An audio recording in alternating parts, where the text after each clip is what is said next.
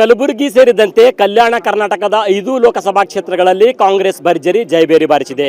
ಈ ಗೆಲುವಿನ ಬಗ್ಗೆ ಮಾತನಾಡುವುದಕ್ಕೆ ನಮ್ಮ ಜೊತೆ ಸಚಿವ ಪ್ರಿಯಾಂಕ್ ಖರ್ಗೆ ಅವರಿದ್ದಾರೆ. ಏನು ಹೇಳ್ತಾರೆ ಅನ್ನುವಂಥದ್ದನ್ನು ಕೇಳೋಣ ಬನ್ನಿ. ಸರ್, ಕಲಬುರಗಿ ಸೇರಿದಂತೆ ಕಲ್ಯಾಣ ಕರ್ನಾಟಕದಲ್ಲಿ 5 ಕ್ಷೇತ್ರಗಳಲ್ಲಿ ತಾವು ಗೆಲುವು ಸಾಧಿಸಿದ್ದೀರಿ. ಏನು ತಮ್ಮ ಗೆಲುವಿನ ಗುಟ್ಟು? ಪ್ರಾಮಾಣಿಕವಾಗಿ ನಾವು ನಮ್ಮ ಸರ್ಕಾರದ ಯೋಜನೆಗಳನ್ನು ನಾವು ಜನರಿಗೆ ತಲುಪಿಸಿದ್ದೀವಿ. ಕಲ್ಯಾಣ ಕರ್ನಾಟಕದ ಅಭಿವೃದ್ಧಿಗೋಸ್ಕರ ಒಂದು ನೀಲಿ ನಕ್ಷೆಯನ್ನು ಹಾಕಿ ಜನರ ಮುಂದೆ ಇಟ್ಟಿದ್ದೀವಿ.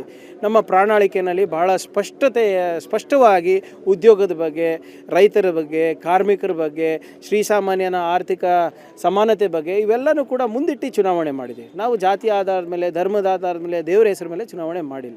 ಇದೆಲ್ಲ ನೋಡಿಬಿಟ್ಟು ಜನರು ನಮಗೆ ಇಲ್ಲ ಇದರಿಂದ ನಮಗೆ ಒಳ್ಳೆಯದಾಗುತ್ತೆ ಅಂದ್ಬಿಟ್ಟು ಅವರು ನಮಗೆ ಆಶೀರ್ವಾದ ಮಾಡಿದ್ದಾರೆ. JDS BJP ಜೊತೆ ಮೈತ್ರಿ ಮಾಡಿಕೊಂಡು ಚುನಾವಣೆ ಎದುರಿಸಿರೋಂಥದ್ದೇ ತಮ್ಮ ಹಿನ್ನಡೆಗೆ ಕಾರಣ ಆಯ್ತಾ ಅಂತ ಅನ್ಸುತ್ತಾ?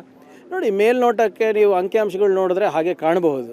ಆದರೆ ನಾನು ಹೇಳ್ದಂಗೆ ನಾವು 1-2 ದಿನದಲ್ಲಿ ನಮಗೆ ಬೂತ್ ವೈಸ್ ಡೇಟಾ ಬಂದಾಗ ಅದಕ್ಕೆ ನಾವು ಸರಿಯಾಗಿ ಉತ್ತರ ಕೊಡ್ಬೋದು. ಕಳೆದ ಬಾರಿ ಸರ್ ತಾವು ಒಂದೇ ಒಂದು ಸ್ಥಾನದಲ್ಲಿ ಗೆದ್ದಿದ್ರಿ. DK ಸುರೇಶ್ ಅವರು ಮಾತ್ರ ಗೆಲುವು ಸಾಧ್ಯ ಆಗಿತ್ತು. ಈ ಬಾರಿ ಆ ಕ್ಷೇತ್ರನೇ BJP ಅವರು ಬಹಳ ಒತ್ತು ಕೊಟ್ಟು ಅಲ್ಲಿ ಚುನಾವಣೆಯನ್ನು ಮಾಡಿರುವಂಥದ್ದು. ಈ ಬಾರಿ ಅಲ್ಲೂ ಕೂಡ ತಾವು ಕಳ್ಕೊಂಡ್ರಿ. ಏನು ಹೇಳಕ್ಕೆ ಬಯಸ್ತೀರಿ DK ಸುರೇಶ್ ಅವರ ಸೋಲಿನ ಬಗ್ಗೆ? ಹೋದ ಬಾರಿ ನೀವು ಹೇಳ್ದಂಗೆ DK ಸುರೇಶ್ ಅವರು ಒಬ್ಬರೇ ಗೆದ್ದಿದ್ರು.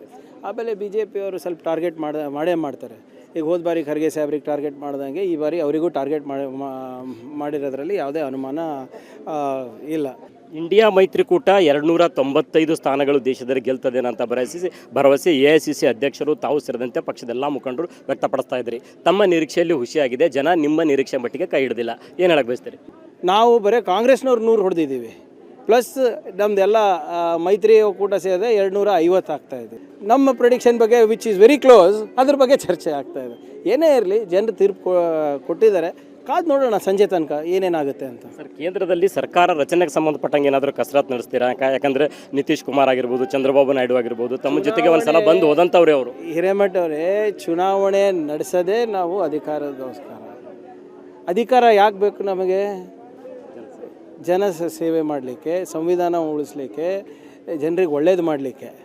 ಈಗ 10 ವರ್ಷ ಜನರು ನೊಂದಿದ್ದಾರೆ. ಈಗ ಅಧಿಕಾರಕ್ಕೆ ಬರಲಿಕ್ಕೆ ಏನೇನು ಪ್ರಯತ್ನ ಮಾಡಬೇಕು ಅದನ್ನು ನಾವು ಮಾಡ್ತೀವಿ. ಕಾದು ನೋಡೋಣ, ಇನ್ನು ಸರಿಯಾದ ಫಲಿತಾಂಶ ಬರಲಿ. Thank you. ಇದು ಸಚಿವ ಪ್ರಿಯಾಂಕ ಖರ್ಗೆ ಅವರ ಸ್ಪಷ್ಟವಾದಂತಹ ಮಾತು. ಏಷ್ಯಾನೆಟ್ ಸುವರ್ಣ ನ್ಯೂಸ್ಗಾಗಿ ಕಲಬುರಗಿಯಿಂದ ಕ್ಯಾಮರಾ ಪರ್ಸನ್ ಇಂದ್ರ ಜೊತೆ ನಾನು ಶರಣಯ್ಯ ಹಿರೇಮಠ.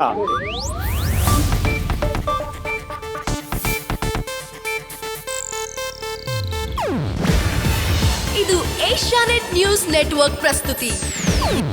ನೀವು ನೋಡ್ತಿದ್ದೀರಾ ಏಷ್ಯಾನೆಟ್ ಸುವರ್ಣ ನ್ಯೂಸ್.